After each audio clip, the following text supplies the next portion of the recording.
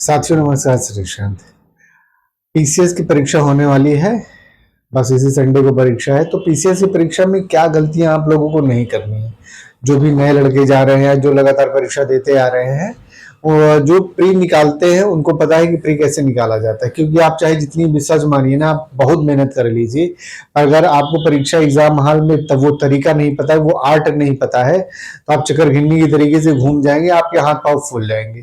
तो कुल मिला के ऐसे नए लड़के जो पहली बार बैठ रहे हैं पीसीएस में, पीसीएस की परीक्षा में, उनको क्या करना है, क्या गलती नहीं करनी है। और जो लोग देते रहे उनको तो मान लीजिए जिनका प्री निकलता रहा है, कभी कभार रुक जाता है, वो दूसरी बात होती है, ठीक है। लेकिन जो नए लड़के जा रहे हैं, और खास करके ऐसे लड़के जा रहे हैं जिनकी तैयारी उनको लगता है कि बहुत अच्छी हो गई है, पर रिजल्ट कैसा आएगा तो उन बच्चों के लिए, ऐसे सभी के लिए मेरा अपना एक सुझाव है, ठीक है, कि पीसीएस के एग्जाम हॉल में आपको क्या करना है, क्या गलती नहीं करना है, किन चीजों से बचा जा सकता है, और कैसे कभी कभी होता है कि कम तैयारी में भी हम अच्छा प्रदर्शन कर जाए।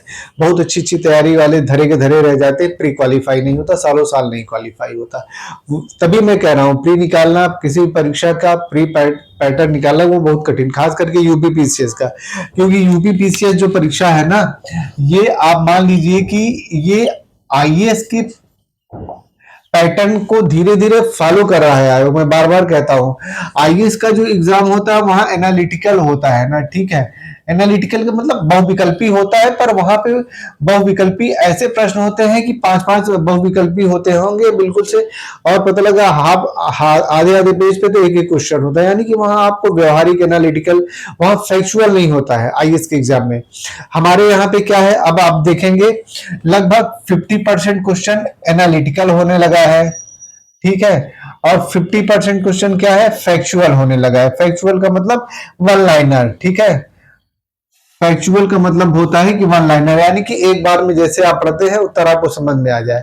जैसे कि कर्क रेखा भारत के कितने राज्यों से होकर गुजरती है, या भारत के जिन राज्यों से कर्क रेखा गुजरती है, चार राज्य दे दिया जाएंगे, उनमें से एक राज्य नहीं होगा, वहां पे बहुत समस्या नहीं है।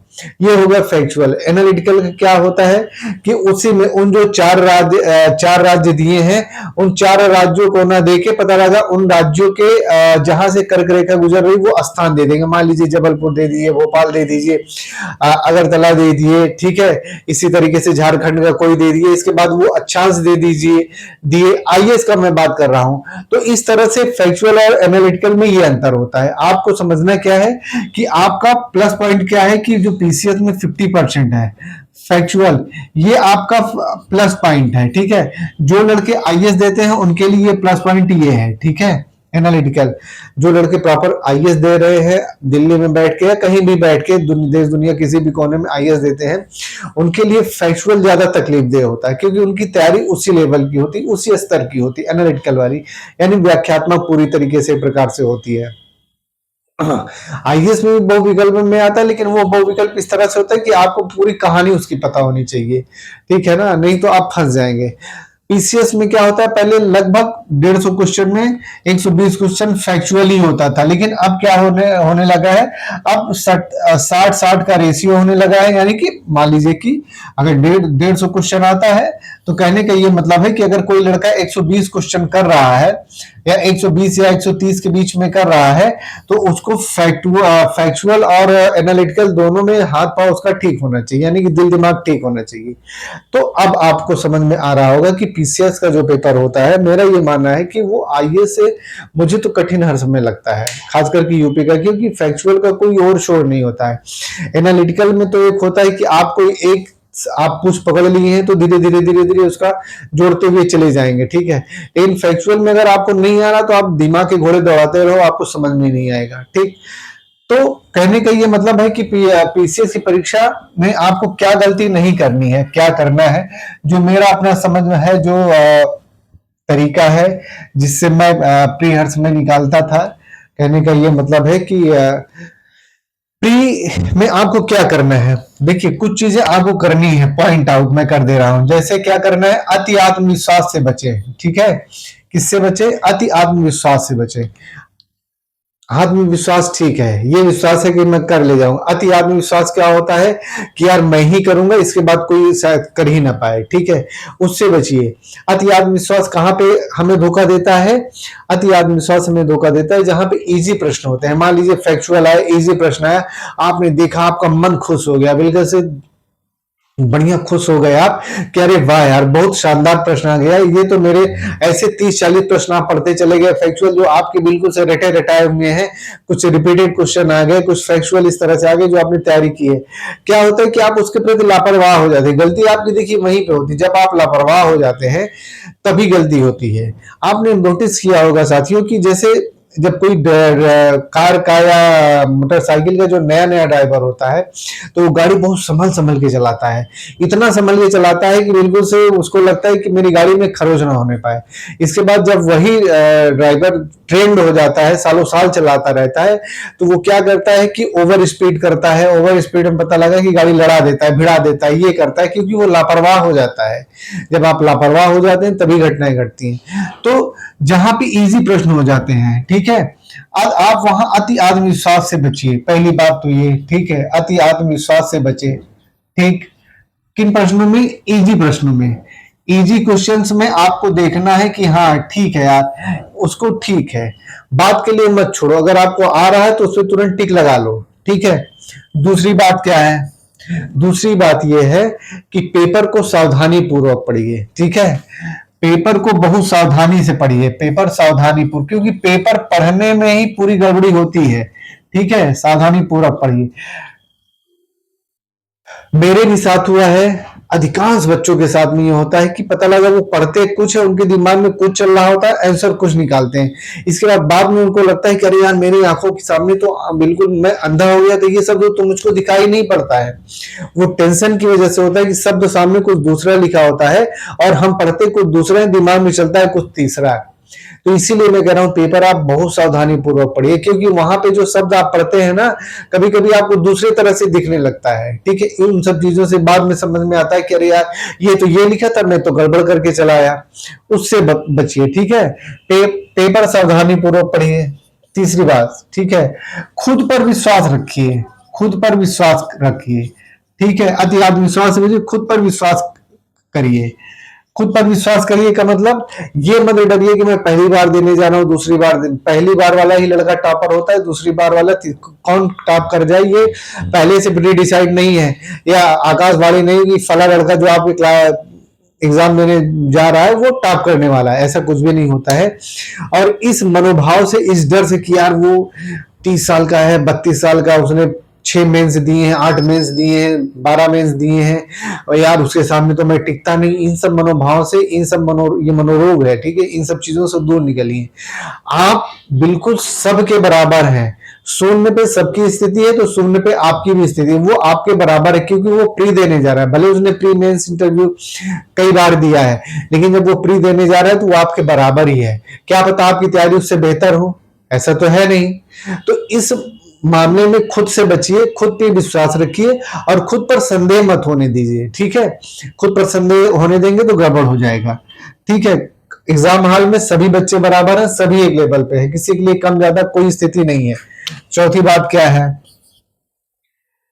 जो आपको प्रश्न आ रहे हैं, ठीक है, मान लीजिए आपने एक बार रीडिंग लगाई, टाइम कम मिलता है, टेंशन ज्यादा रहता है, कलर भी करना है, उसे में वो रंगना पंगना, तो कहने का मतलब है कि एक बार में जैसे आप पेपर धीरे धीरे पढ़िए, घोड़े की तरह से मत दौड़िए, बुलेट ट्रेन की तरह से ऐसे ऐसे नहीं, आराम से पेपर पढ़िए। कोशिश ये करिए कि एक बार जब आप पढ़िए तो 50% से ज्यादा क्वेश्चन आप टिक कर लीजिए, ठीक है।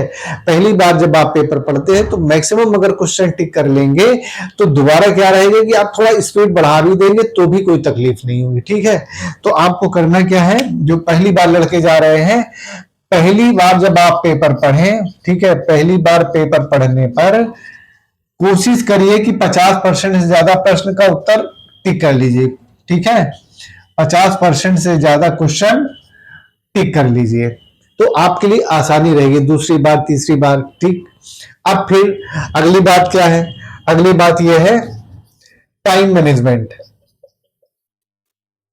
टाइम मैनेजमेंट सबसे इंपॉर्टेंट होता है किसी भी एग्जाम हॉल में, किसी भी क्षेत्र में। जब आपको 2 घंटे का टाइम है, 3 घंटे का, जितने भी घंटे का टाइम है, 2 घंटे का टाइम है, 150 क्वेश्चन करना है, या 3 घंटे का टाइम है, जो भी जैसे भी है, ठीक है। अगर आप टाइम मैनेजमेंट नहीं कर पा रहे हैं तब आप गड़बड़ कर जाएंगे। पता लगा भाई आप 110 क्वेश्चन पे ही रुक गए, पता लगा आप कुछ जो रंग ही रहे हैं, आपको पता ही नहीं चला। आप एक बार वॉशरूम गए, 5 मिनट वहां पे खपा डाला, 2 बार पानी पी रहे हैं, वो जो आते हैं साइन करवाने के लिए, 5 मिनट आपका उसमें चला गया, दाएं बाएं आप देख ताक रहे हैं। उन सब चीजों से बचिए, टाइम मैनेजमेंट करिए। आप किस तरह से टाइम मैनेजमेंट कर सकते हैं वो आप पे निर्भर करता है। हर बच्चे का टाइम मैनेजमेंट का तरीका अपना अलग अलग होता है, ठीक है। तो कहने का ये मतलब है। और अटेम्प्ट टाइम मैनेजमेंट के साथ आपको अटेम्प्ट कहां पे लेके जाना है, मेरा ये मानना है, अगर आपकी बहुत अच्छी तैयारी, आप देखिए बहुत अच्छी तैयारी का मतलब है कि आपको 80 प्लस तो रुकना ही रुकना है, तो उस हिसाब से चलिए, आप अपने तरीके से चलिए कि 80 प्लस के ऊपर आपको जाना ही जाना है। यानी कि 85 हो गया, 87 हो गया, 88 हो गया, 89 हो गया, यानी कि 85 प्लस पे तो आपका 100% है कि आप में सीटें इसमें ठीक ठाक आती हैं, अच्छी आती हैं सीटें। तो 85 प्लस पे, 80 प्लस पे, तो 85 प्लस पे तो आराम से हो जाएगा। आयोग की आंसर शीट के अनुसार 82-83 पे भी हो जाएगा, ठीक है। कहां पे जाता है कट ऑफ वो दूसरी चीज है, वो तो पेपर पे डिपेंड करेगा। लेकिन कहने का मतलब है, एक अब आप अपना रेशियो निकाल लीजिए तैयारी के अनुसार कि नहीं 85-87 पे मुझे रुकना है, तो मुझे 135 अटेम्प्ट करने हैं, 140 अटेम्प्ट करना है। मान लो अगर इसमें से 20-25 गड़बड़ भी होता है, रुका के 85-90 पे हम रुक जाएंगे। तो उस हिसाब से आप अपना तय कर लीजिए भाई, क्योंकि तैयारी आपकी है, आपको देना है पेपर, ठीक है। और जो सबसे लास्ट बात यह है, ठीक है, कि एग्जाम हॉल में जब आप जाइए तो दिमाग को थोड़ा सा शांत रखिए, ठीक है। शांत रखने, और वो दिमाग कब शांत होगा, एग्जाम हॉल के 1-2 दिन पहले कम पढ़िए, थोड़ा सा मस्ती करिए, थोड़ा सा रिलैक्स होइए। एग्जाम के 1-2 दिन पहले थोड़ा सा रिलैक्स होइए, उस टाइम पे बहुत टेंशन में मत रहिए, नहीं तो जितना आपने साल भर मेहनत की सब बुड़ गोबर हो जाएगा। एग्जाम के 1-2-3 दिन पहले, अब तो मान लीजिए कि एग्जाम आ ही गया है, तो उससे बचिए, ठीक है, टेंशन से बचिए, कम पढ़िए, थोड़ा सा 1-2 दिन पहले रिलैक्स रहिए, थोड़े गाने वाने, म्यूजिक संगीत, जो जैसे आपको रिलैक्स कर सकते हैं उसको करिए, ठीक है। कुछ हल्के फुल्के लाइट चीजों को देखिए, थोड़े बहुत, बहुत आंकड़ों पे मत जाइए, आंकड़े आजकल परीक्षा में दे नहीं रहा है, ठीक है। तो ये जो 6-7 तरीके हैं, इनसे आप बच सकते हैं। अति आत्मविश्वास से बचिए, जो इजी क्वेश्चन है, बिल्कुल से हलवा क्वेश्चन है, उनको देख के बिल्कुल फूले मत समाइए कि नहीं यार ये तो मस्त मजा आ गया, बस हम ही कर पाएंगे, बाकी तो किसी का ऐसा कुछ भी नहीं। क्लासरूम में सभी बराबर हैं, ना पहले वाला अटेम्प्ट कम है, ना जो 8वां अटेम्प्ट दे रहा है वो ज्यादा है, सभी लोग बराबर हैं। तो ये कुछ ऐसे तरीके हैं जिनसे आप परीक्षा में बेहतर प्रदर्शन कर सकते हैं, खास करके जो नए लड़के हैं जो परीक्षा देने जा रहे हैं। और सभी को बेस्ट ऑफ लक, जितने भी मेरा ये वीडियो देख रहे हैं, आप लोगों को बहुत बहुत पेपर की शुभकामनाएं। धन्यवाद।